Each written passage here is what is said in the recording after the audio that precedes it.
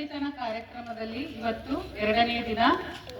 ಸಾಧ್ಯವೇ ಇಲ್ಲ ಎಂದುಕೊಂಡರೆ ಏನನ್ನೂ ಸಾಧಿಸಲಾಗದು, ಪ್ರಯತ್ನಿಸುವುದರಿಂದ ನಷ್ಟವೇನಿದೆ, ಗೆದ್ದರೆ ಸಂತೋಷವಾಗುತ್ತದೆ, ಸೋತರೆ ಅನುಭವ ಸಿಗುತ್ತದೆ ಎಂಬ ನುಡಿಮುತ್ತಿನಂತೆ ಸಾಧನೆ ಮಾಡಿದ ಮಹಿಳಾ ಸಾಧಕಿ ಸುನಿತಾ ವಿಲಿಯಮ್ಸ್ ಅವರಿಗೆ ನನ್ನ ನಮನಗಳು.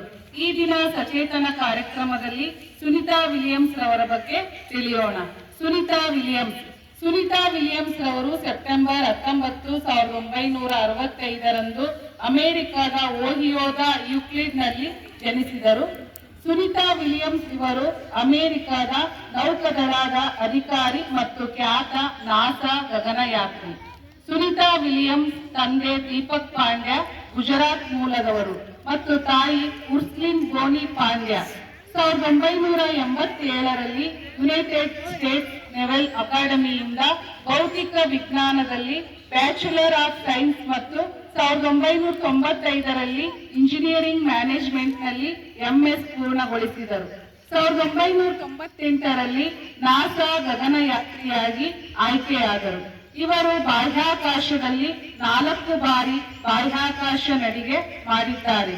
2024-25 ಬೋಯಿಂಗ್ ಸ್ಟಾರ್ ಲೈನರ್ ಮೂಲಕ 2024ರಲ್ಲಿ ಬಾಹ್ಯಾಕಾಶಕ್ಕೆ ತೆರಳಿದ್ದ ಇವರು ತಾಂತ್ರಿಕ ದೋಷದಿಂದಾಗಿ ಸುಮಾರು 9 ತಿಂಗಳು ಬಾಹ್ಯಾಕಾಶದಲ್ಲಿ ಉಳಿದು 2025ರಲ್ಲಿ ಸುರಕ್ಷಿತವಾಗಿ ಮರಳಿದರು.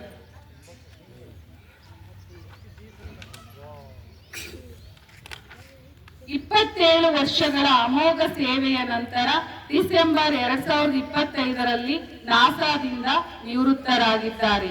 ಭಾರತ ಸರ್ಕಾರದಿಂದ ಪ್ರತಿಷ್ಠಿತ ಸರ್ದಾರ್ ವಲ್ಲಭಾಯ್ ಪಟೇಲ್ ವಿಶ್ವ ಪ್ರತಿಭಾ ಪುರಸ್ಕಾರ ಮತ್ತು ಅಮೆರಿಕದಿಂದ ಲೀಜನ್ ಆಫ್ ಮೆರಿಟ್ ಸೇರಿದಂತೆ ಹಲವು ಗೌರವಗಳನ್ನು ಪಡೆದಿದ್ದಾರೆ.